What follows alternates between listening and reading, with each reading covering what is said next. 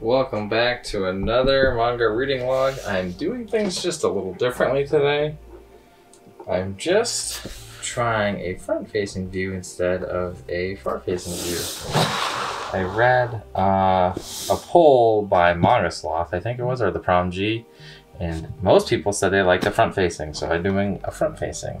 But I think they meant front-facing like, see my face, and I'm like, oh boy, you wish.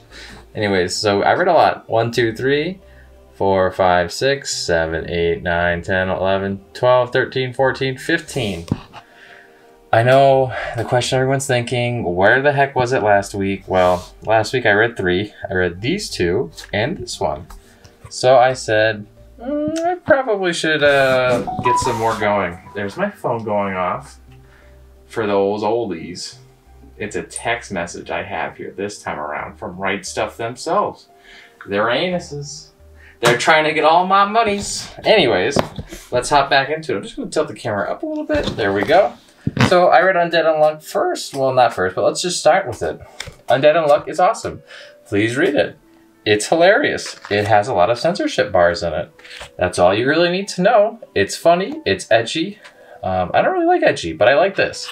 They think this man's a zombie. He's not a zombie. He's undead. He's not rotting, so he can't be a zombie. Zombies are rotting. Everybody knows that. He tries to explain it. She doesn't believe it. It's crazy. So this follows people who have the abilities of they undo the laws of nature. So that's what they're after.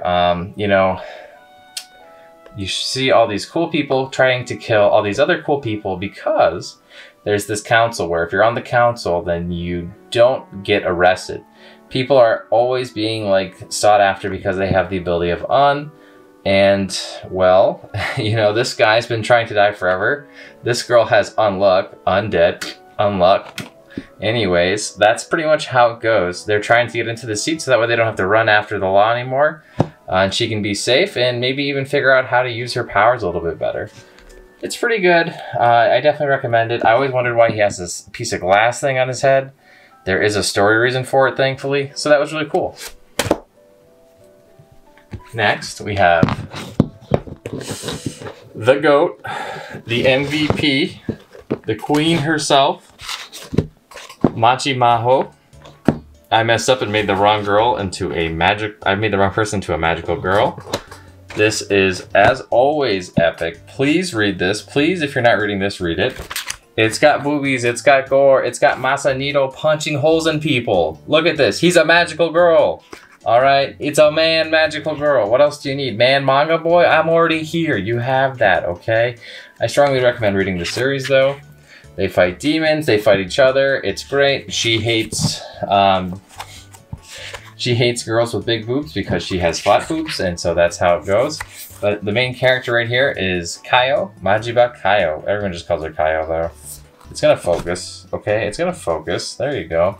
And Mew, who changed her into a magical girl. My favorite character, however, is Masanito Rei. Rei is my favorite, but everyone calls him Masanito.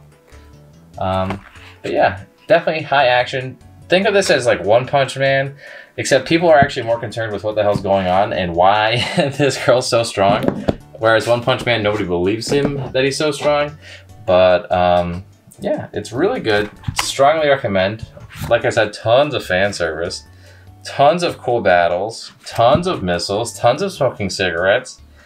So yeah, it's really good. Definitely recommend it. Look at that burp. That's a sick burp she just made. So yeah, I don't know. This is just like a hilarious read, but it's also like a really intense action manga. So if you guys like comedy and or action, I mean, I feel like that would be every person in the world, right? There's also some fantasy elements in it. I mean, I feel like that counters, that's every ground. There's romance, fantasy, action, comedy.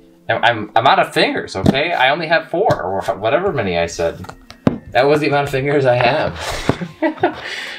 Also, I read My Room is a Dungeon Rest Stop. Now this reminds me very similar of Konosuba. The main character is a lot like, oh my god, I've read so much manga, I can't even remember his name anymore. Somebody just stick a fork in me. I'm fried. Anyways, yeah, so he reminds me of the main character of Konosuba, and so Kazuma. There you go, it's Kazuma. And nobody reminds me of Aqua. Maybe she does, but that's about it. Yeah, so it's really good. It's just really funny. You know, this guy's trying to level up inside the dungeon. The dungeon is pretty much if you try to leave his apartment, then you end up being transported to the dungeon. But if you end up staying in his apartment, you know, you're in the real world. However, you can enter into his apartment from the front door, but you have to leave through the window. If you don't leave through the window, then you are gonna have to go through the dungeon. And so the dungeon is actually like an alternate world. It's pretty cool. The story is great. It's simple. This guy just tries to level up. Look at these slimes. They got a naked girl in it. It's edgy. It's funny. I mean, what else would you want? This guy, see, he's all dressed up sillily because he's got a clone working as him, so he's trying to be in disguise, like from the Avengers. But yeah, I definitely recommend reading this manga. Very funny. Top-notch stuff. The art is decent. If you like Konosuba art, it's pretty much identical to it. Though there's no relation to Konosuba, it just reminds me of it. I read Boruto. Boruto does have relation to Naruto, or as a lot of the younger kids call it, Boruto's dad's manga, okay? There's a big relations to it. So this is, of course, not written by Kishimoto, at least not in the English releases yet, but apparently he's going to start writing it. He may have already started writing it in the simul release, but I don't know. I don't read that. I can't read off computer screens, not because I have any conditions or anything like that, but because, in fact, that I just am really bad with it. It's hard for me to get enjoyment out of it. I don't know. That's pretty much sums it up. Anyways, this continues the Naruto or Boruto's dad rescue arc, or 7th Hokage rescue arc, however you want to call it. It's really cool because we get to see all the other, you know, ninjas in his Team 7 kind of fight. So it's really cool to see Sarada use Chidori. Like, that's sick. And it's back to being a cool move again. It's not just like the easiest thing in the world. This is like, I like Boruto because it actually kind of grounds Naruto a little bit. You know, I see Chidori fly off every second. I see like Odama Rasengan fly off every second in Naruto at the end, and that's like, whatever. But like in here, it's like a big deal again. It's like, oh, finally. Like, look, Boruto gets taken over by his mark, right? And then he's like, oh yeah, what was that jutsu that Boruto always uses? Because it's not really Boruto piloting Boruto. Like, oh yeah, Rasengan. And he just unleashes an Odama, right? And so, like, these guys have never seen that before. They're like, what the fuck was that? That's nuts. And it's like, man, those were the days of Naruto, right? Where, like, characters could pull off these moves and there was actually some, like, wow, that's really cool behind it. Instead, it was just, like, God tier level. So yeah, I definitely recommend picking up Boruto if you guys haven't read it. It starts off, but it gets really, really good, like really fast. Like maybe the first 3 volumes of Boruto are a little slow, maybe the first 2. But Boruto, man, once it gets going, do not watch the anime. The anime is trash. Hell's Paradise is next. This is by the same guy who assisted the guy who made Chainsaw Man while he was writing Fire Punch. This is sick again. You cannot go wrong reading this. This is blood, this is gore, this is a seinen at seinen level. There is boobies in this too. Uncensored. What? Undead Look has censored dick. This has uncensored boobies. Like, you know, you can't lose. Ninjas teaming up together to fight these weird immortal beings. Sign me up. They're after the elixir of life. And so yeah, that's pretty much how it goes. They're learning how to conquer Tao. The backs of these covers are amazing. They are so pretty. If I had a top 10 back cover gallery, this would be at the top of the list for sure. You know, one of the ones at the top anyways. I mean, look at this back cover. That's a pretty cool back cover too. Hard to beat these back covers these days. Next, I want to talk about Drifting Dragons 1 and 2. Drifting Dragons has been very okay to me so far. I actually kind of don't, I don't know. This is like how Quintessential Quintuplets felt when I read it. I know I'm a blasphemous person, but that's just the way it feels.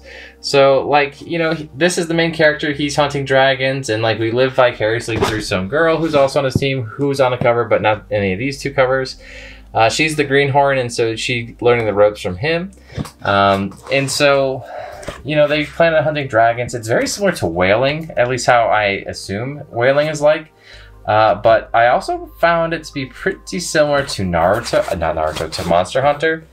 The art is fantastic, but the story just hasn't started to go anywhere yet. It's literally just like, you know, we go here, there's a cool dragon there, but there's no like mystery or like sense of adventure to it so far for me. The art, though, like I was saying, is amazing. It reminds me of Nausicaa of the Wind, their outfits with the goggles and all, the helmet like that, as well as their flying airships. They hunt cool dragons. There's different dragons. I really don't like to see all the butchering of the dragons, like how they turn it into meat. That's not really my thing. I'm not a hunter. I'm not a butcher. I really don't like to see, you know, animals be turned into meat. That does happen in this, and I wasn't a fan of it. I do think that this could do a lot better as an anime than it does as a manga so far, though.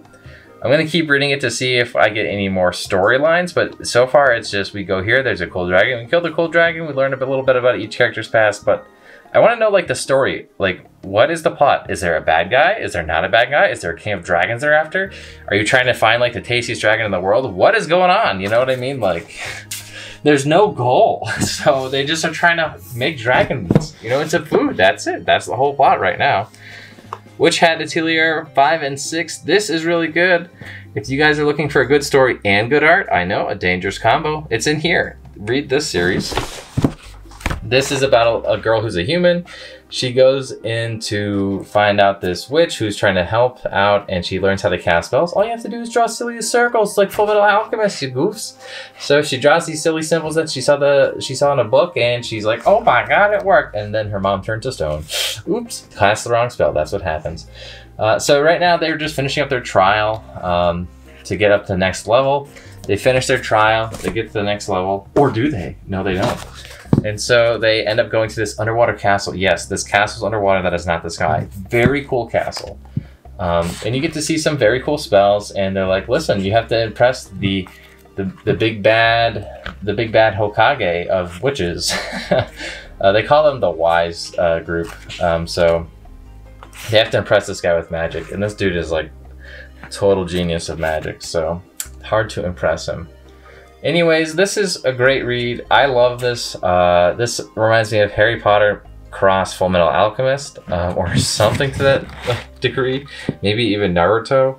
The main teacher is very similar to Kakashi, or, you know, in my opinion. So yeah, definitely recommend giving this a read. Very good. There's only 7 out in America right now, so I have 6 of the 7. Pokemon Adventures Volume 4. These are 3-in-1 collector's editions. This starts Crystal, which is really a bummer because I was hoping that they would continue off where Gold and Silver left off because they were like MIA, but I forgot that this happens first. And we learn a little bit about what's happening with Crystal and the world, and Suicune and the other legendary dogs are awoken. The Masked Man's making his move.